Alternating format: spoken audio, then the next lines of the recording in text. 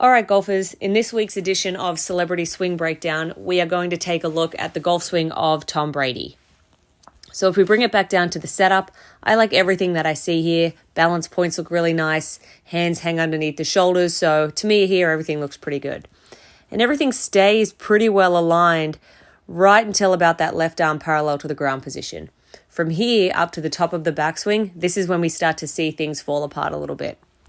So what we'll notice as we take that golf club up to the top, first of all, we can see that the right glute has moved off of the line that I had drawn at setup, right? So the hip turn isn't maybe as deep as we would want. The weight may be a little bit too much in the toes.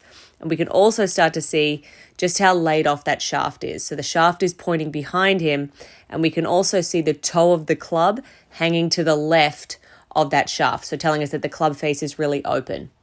So whenever we see a laid off shaft like this and an open club face, generally what we're going to see on the way down is a pulling effect of the golf club. So the golfer tends to pull, the hands get really vertically down, work vertically down, and the shaft gets really steep. And Tom is no exception here. So if we put a line along that shaft at the top of the backswing and we start to trace it on the way down, what we'll start to notice is that it gradually gets steeper and steeper. Right, so from here, we're going to need to react in some way to try and shallow out the golf club.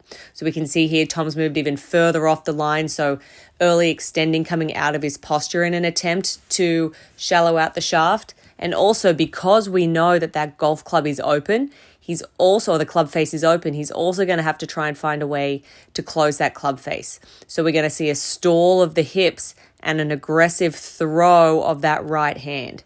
So this position here through impact is really a saving effect to try and get that club face closed down and get that golf ball started on line. So what we would really like to see are better alignments at the top of the backswing and a stronger club face. So if we bring it back down to setup, you can see how much that right hand sort of sits on top of the grip. So that tells me that he probably has a relatively weak grip. So we could work to strengthen that grip a little bit, and that would help with the strength of the club face, right? Also, we could look at the forearm roll as he takes the golf club back, right? A little less forearm roll, especially with that right forearm there, would help the alignments of the backswing a little bit better and get him a little bit more down the line at the top of the backswing, right? That position there would then allow that golf club ideally to fall behind him a little more, right? With the stronger club face, he'd be able to rotate more freely through the golf ball, and we wouldn't have this aggressive last-minute save, right? So we've seen some interesting shots from Tom throughout the time that he's been in pro-ams and playing on television, right? And that's because this is all very timing-based.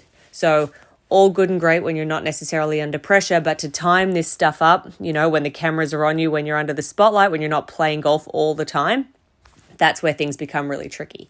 So we're always trying to neutralize as many variables as we can, right? Take as many of these aggressive pull moves out as possible. Open club faces are always going to kill the rotation of the golf swing, right? In order to be able to make this a little bit more of a repeatable action.